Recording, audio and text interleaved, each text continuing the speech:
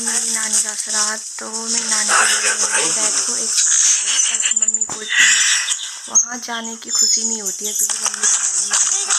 तो मैं जा रही नानी के गाँव 3 साल बाद। Hello everyone, welcome back my new vlog में आपका स्वागत है। उम्मीद करती हूँ आप सब बढ़िया होंगे और मैं भी एकदम बढ़िया हूँ। तो मैं हो चुकी थी रेडी मॉर्निंग को, क्योंकि हमें जाना था नानी के गांव। तो नानी का था श्राद्ध, तो मम्मी भी रेडी हो चुकी थी।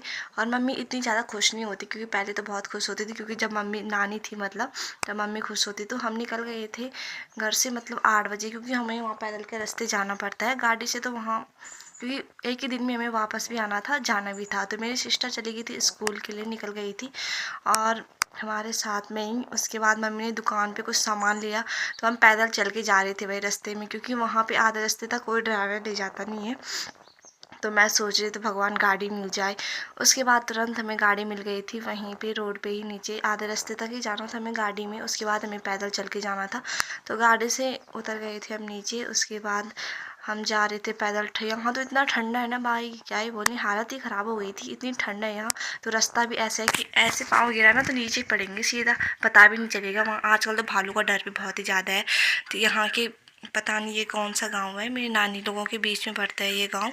और यहाँ पे तो कितनी सुंदर नदी बह रही हुई, बहुत ही अच्छा व्यू है वहाँ का, मतलब एकदम अच्छा लगता है। पहाड़ एकदम इतने सुंदर है, मतलब दिखने के व्यू आप देख सकते हैं कितना। वो है हमारे गाँव, उतना दूर जाना भी हमें पैदल, वो भी।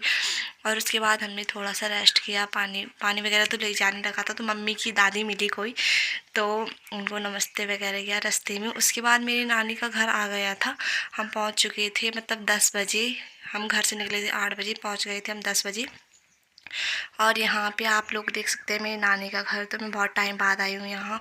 यहाँ मतलब इतना अच्छा माहौल नहीं है अब। और यहाँ पे मेरी नानी का पिंड वगैरह जो भी था, श्राद्ध वगैरह, पूजा वगैरह वो हो गई थी, हमने दर्शन वगैरह की। तो ये है मेरे सबसे बड़े वाले मामा जी, और मतलब ये रहते हैं दिल्ली। और उसके बाद यहाँ पे जिस काम के लिए आए थे हम, वो काम तो हो चुका था। फिर आ गई थी खाना खाने की बारी। तो टाइम हो चुका था 2 बजे। हमने जल्दी जल्दी से खाना खाया, क्योंकि हमें घर भी आना था। तो मामी लोग हमें दे रहे थे, और ये मेरी दोनों मामी, तो हमें खाना मिल चुका था। वैसे मैं खाती नहीं हूँ खाना दिन में, बट खीर वगैरह सब कुछ था, तो बहुत ज़्यादा टेस्टी ये खाना, श्राद्ध का खाना मुझे बहुत ही ज़्यादा अच्छा लगता है भाई। उसके बाद यहाँ पे मम्मी का चेहरा देखो कैसे हो, अब घर जाने की बारी आ गई थी भाई। तो मेरी नानी लोगों के यहाँ से व्यू यहाँ पे ऐसा था। तो कुछ लोग भी आ रहे थे, नानी वगैरह, पता नहीं कौन कौन थे। उसके बाद में मुझे तो ये हो रहा था कि कैसे घर जाएं भाई। तो जैसे तैसे ही उन्होंने मम्मी लोगों का सामान वगैरह जो भी देना था वो पैक करने के लिए गए थे, मतलब पैक कर रहे थे। उसके बाद बुआ छोड़ने के लिए आई, हम आधे रास्ते तक, बुआ मामी वगैरह जो भी थी।